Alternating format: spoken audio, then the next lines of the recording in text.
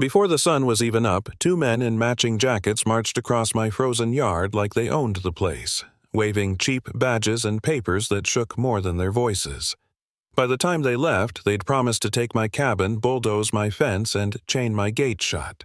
And that was just the beginning, because a few hours later, they came back with a crowd, a machine, and a banner that screamed community unity, like it meant something more than a staged coup. I should probably back up. My name's John Miller, and this cabin in the woods has been in my family for 3 generations. My father stacked the firewood where it sits now. My grandfather hung the shotgun that still rests on the rack. It's simple, solid, and honest. The kind of place where a man can breathe. But lately, honesty doesn't stand a chance against a homeowners association with a taste for power.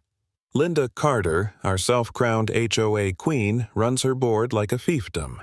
And though my land sits outside her boundary, she's been trying to pull me under her thumb for years. That morning, I heard the crunch of boots before the knock. 2 agents, that's what they called themselves, stepped up with a clipboard and a phone recording every inch of my porch. They claimed I was out of compliance, said my stacked firewood was disorderly. My old blue kettle didn't match visual harmony, and my fence looked too frontier. One of them waved a plastic badge like a child showing off a toy. I asked for a judge's signature.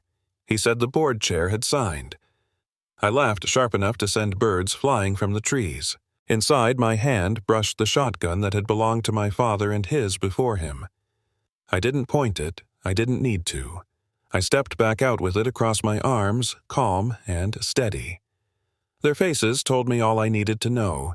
Knees shaking, words fumbling, they posted their so-called courtesy notice on my door with blue tape and scurried back to their SUV with HOA decals slapped on crooked. I called the county, filed a report, and thought maybe that would be the end of it. But I should have known better. By noon, I heard the low rumble of engines again. This time, they didn't come alone. Linda Carter herself stood in a black blazer with a megaphone, smiling like a teacher about to scold a child. Behind her stretched a banner, Community Unity Meeting. Neighbors were dragged along, some curious, some whispering, all of them watching me as though I'd suddenly become the villain of my own land. The same 2 agents strutted like they'd won a war, pointing phones at my cabin, circling my stacked wood like it was contraband. I stood on the porch, arms crossed, dog at my side, listening as Linda declared my property a hazard and announced a review. They even rolled a skid steer off a trailer engine, growling bucket raised toward my fence. My stomach tightened at the thought of strangers tearing through my pantry, counting jars as evidence. My voice shook when I told them, "Do not touch my property." One of the agents smirked and looped a chain through my gate padlock, rattling like cold rain. And that's when doubt hit me harder than their machine ever could. For a moment, I wondered if I was wrong, if maybe I was the one too stubborn, clinging to old fences and family woodpiles. They had papers, loud voices, a whole crowd nodding along. Maybe I should just give in, let them inspect, avoid the fight. My hands trembled against the porch rail. For the first time, I thought about walking away. Then a sound cut through my doubt, the wail of a county siren winding up the ridge. It was thin at first, but the kind of sound you don't mistake for theater. My neighbors turned their heads. The agents froze the skid. Steer choked and fell silent. And when that county SUV rolled into view, lights off, but badge real, something in me straightened.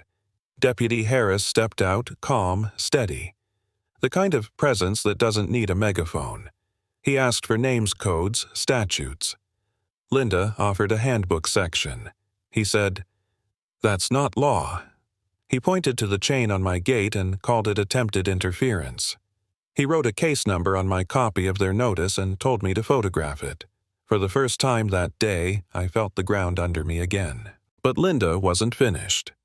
Over the next days, they came back with new tricks. Fake fire hazards staged against my fence, glossy flyers with my name printed in bold, even utility workers who weren't utility workers trying to cut my power at midnight. A drone buzzed over my roof, laser dot dancing across my wall like a threat. I kept my cameras rolling, my notebook open, every scrap of evidence logged with times, names, photos. It was exhausting, like bailing water from a boat with holes punched in every side. Then came the courthouse. I'll never forget that room. Old varnish cold benches, neighbors sitting in the back like they were at a play. Linda strutted in with 2 agents and a lawyer who looked like he'd rather be anywhere else.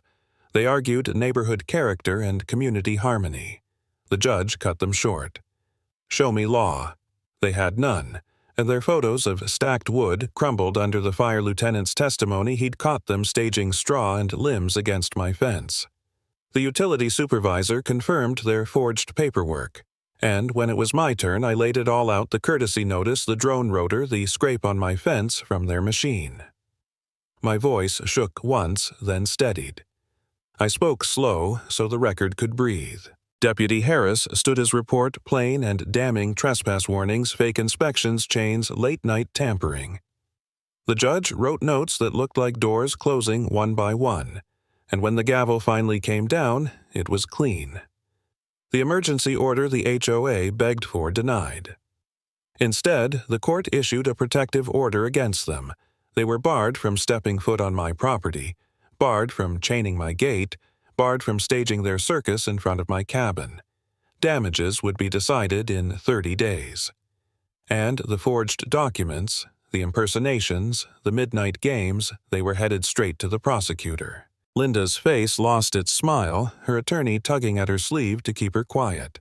She stumbled on the marble steps outside the courtroom cameras, catching the silence that said more than her speeches ever could. I drove home slow past the bend, where their cones once blocked my trail, past the spot where their banner had waved like a false flag. The ridge looked like itself again, honest, unbent mine. And that's where it ended.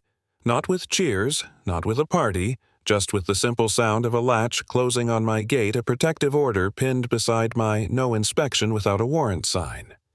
Linda Carter's authority collapsed under the weight of real law, and all their noise faded into the trees. The lesson: paper and noise aren't power law is, and you only get to keep it if you stand your ground.